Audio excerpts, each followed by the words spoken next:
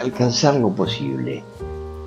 Aquí una vez más apelamos a los deseos y con algunos miedos de no poder concretarlo, ¿no es cierto? ¿Esto es así? Claro, claro que sí. Cuando realicé este escrito, me puse a pensar en todas esas personas y esos pacientes que nos escuchan en consultorio, en el cual sienten que nunca logran concretar sus objetivos. ¿Sí? Correcto. Siempre repiten esto de no puedo llegar a lo que quiero, no puedo llegar a lo que busco. Entonces uno empieza a abrir preguntas y decirles, pero ¿qué es lo que realmente buscas? ¿Sí? Y a muchas personas lo que les cuesta es reconocer su posible. Correcto. Es decir, bajar de algún modo no a una realidad paralela, sino al mundo real. Claro, y además la realidad de cada subjetividad. ¿A qué me refiero? La realidad de cada subjetividad. ¿A qué me refiero? Muchas veces uno pone como el logro que uno cree propio, para uno, lo pone según los estándares de un discurso familiar, según los estándares de lo que ve en una red social, ¿no? Bien. Y lo que cuesta muchas veces es reconocer dos cuestiones fundamentales: las propias limitaciones y las propias habilidades.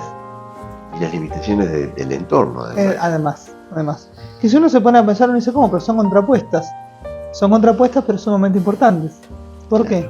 Si yo sé hasta dónde puedo, me conozco a mí mismo, y si reconozco mis potencialidades, me pregunto hasta dónde puedo llegar a partir de lo que puedo.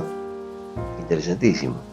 Sería como tomar conciencia de mis capacidades, aprovecharlas al máximo, pero no ofrecer aquello que no puedo brindar. Y de esa forma se simplifica la ruta.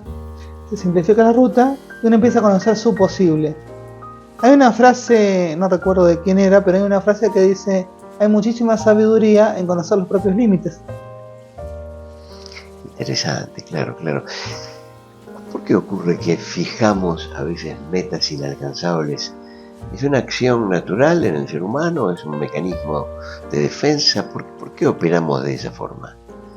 Muchas veces, el deseo generalmente se alimenta de lo que nos falta. Claro. ¿Qué significa esto? Que siempre va a haber algo que falte que nos alimente a seguir. De lo que nos falta en el presente o de lo que nos faltó de nuestras carencias del pasado. Interesante pregunta.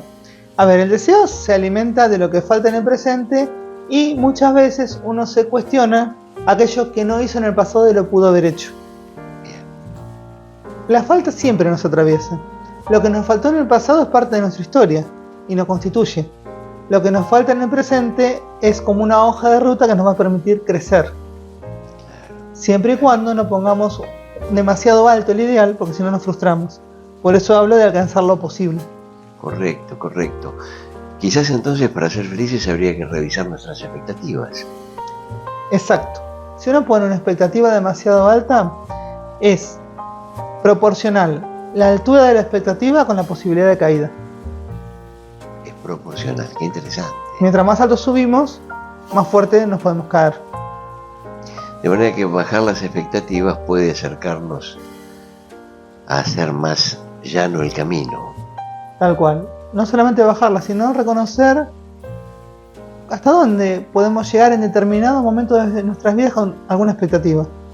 Suponte, tal vez, cuando uno crezca puede llegar a una expectativa más alta, pero si la expectativa está desfasada en el momento que uno vive, se puede tornar frustrante. Claro, interesantísimo. Hay muchos ejemplos realmente a nivel literatura y a nivel cinematografía de este tema que tan interesantemente abordas. Pero por último, me gustaría hacerte esta pregunta. ¿Cómo crees, digamos, en tus interconsultas con pacientes, que se llega a la solución de este problema? ¿Cuál es el camino? ¿Cuál es la vía? Claro, la solución es bastante compleja el tema, porque no hay una solución única, ¿sí? Entiendo y lo acepto. Claro, es, digamos, según... Cada caso es distinto. Cada caso es distinto y cada momento de cada paciente es distinto. Pero habría algunas pautas generales. Sí, tal cual. Lo importante, volviendo al inicio de la nota, es que cada paciente reconozca hasta dónde puede en su momento vital, ¿sí? Y que en base a eso se ponga las metas en torno a su deseo que considere posibles. ¿sí? Metas individuales en torno a su deseo. A su deseo, no al deseo de otro, no al deseo o al mandato, entre comillas, de una red social, sino a lo propio, que uno se mire a sí mismo. Lo que pasa es que, claro, en consultorio hacemos este trabajo, que intentamos que el paciente comience a escucharse y a mirarse a sí mismo. Y ahí empieza a redescubrirse y descubre algo muy importante, que es su momento, el tiempo, su propio tiempo, el tiempo interno. Y en base a eso puede descubrir cuál es la expectativa acorde a ese tiempo interno. Gracias por dejarnos estos conceptos una vez más, Germán Rothstein. Un placer conversar contigo como siempre. Gracias a vos, Félix.